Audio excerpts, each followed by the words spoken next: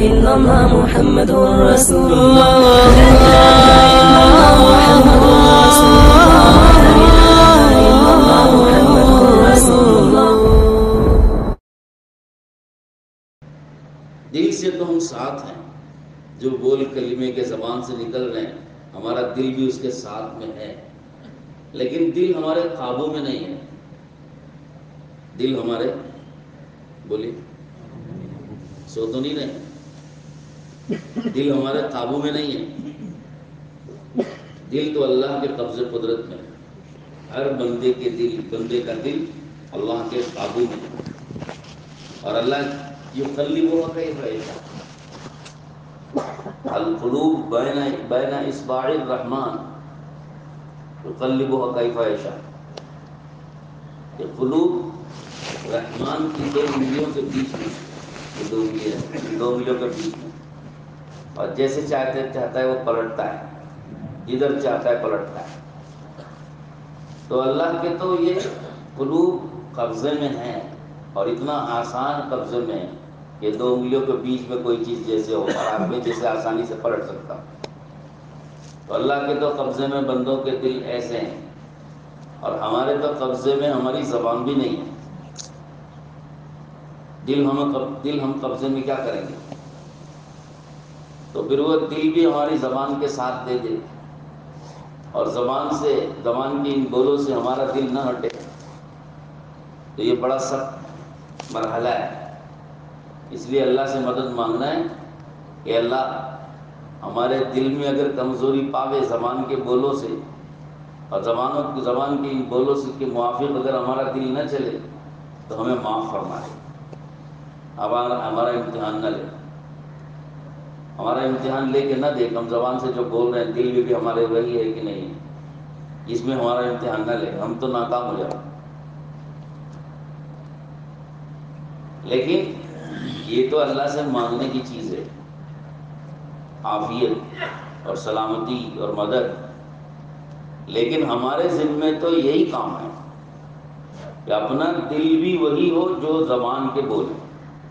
اپنے ذمے تو کام یہی ہے، اپنے ذمے تو محنت یہی ہے کہ اپنے دل کو بھی زبان کے ساتھ کرنا.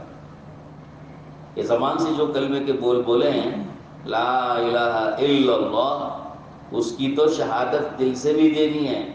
اسی لیے اشہد ان لا الہ الا اللہ کہا جاتا ہے، صرف لا الہ الا اللہ نہیں ہے. کیا کہا جاتا ہے؟ اشہد ان لا الہ الا اللہ، شہادتیں. واشہد ان محمد رسول اللہ. اشہد کے معنی کیا ہے؟ میں دل سے گواہی دیتا ہوں، میں گواہی دیتا ہوں. دل سے گواہی ہوتی ہے، دل سے. تو میں گواہی دیتا ہوں، شہادت دیتا ہوں ہاں کہ میرا دل بھی لا الہ الا اللہ ہے.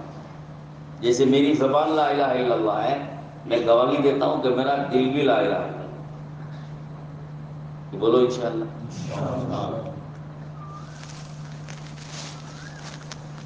ہر اذان میں یہی کلمہ، تشہد میں بیٹھتے ہیں تو یہی بول اشہد ان لا الہ الا اللہ، کہ میں دل سے اس بات کو مانتا ہوں کہ اللہ کے سوا کوئی نہیں، نہ اللہ کے سوا کسی کا وجود ہے. حقیقی وجود تو صرف اور صرف اللہ کا ہے.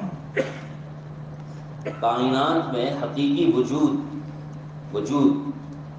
موجود حقیقت میں اللہ کی ذات ہے، باقی سب معدوم ہیں. کائنات میں حقیقی وجود تو اللہ کا ہے.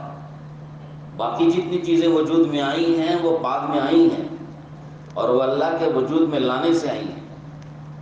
اللہ نے اس کو وجود بخشا تو وجود میں آئی ہیں، ورنہ کسی کو کوئی وجود نہیں، سب معدوم. کون تھے؟ اول کل شیء، کوئی چیز نہیں تھی، سب سے پہلے اللہ تھے. هو الاول والآخر والظاہر والباطن. وہی اللہ ہی پہلے ہیں، سب سے پہلے. هو الاول وليس قبله شيء، وہ سب سے پہلی ذات ہے، اس سے پہلے کوئی نہیں. تو وجود تو حقیقت میں اللہ کا ہے. اس کا ہے وجود، کائنات میں وجود صرف اور صرف حقیقت میں اللہ کا ہے. کہ باقی سب معدوم، کوئی تھے نہیں. کوئی چیز نہیں تھی، نہ آسمان تھے، نہ آسمان تھے، نہ زمین تھی، اور نہ یہ ہوائیں تھیں، نہ یہ سمندر تھے، نہ انسان تھے، نہ جنات تھے، نہ فرشتے تھے، کچھ نہیں تھا۔ سب کو وجود اللہ نے بخشا ہے۔ اسی لیے کہتے ہیں کہ جتنی مخلوقات ہیں یہ ازلی نہیں ہے، کوئی بھی ازلی نہیں اس میں۔ ازلی کہتے ہیں اس چیز کو جس کی کوئی ابتدا ہی نہ ہو، ہمیشہ سے ہو، اس کو کہتے ہیں۔ تو کائنات کی کوئی مخلوق ازلی نہیں ہے، کائنات کی کوئی مخلوق ازلی نہیں ہے۔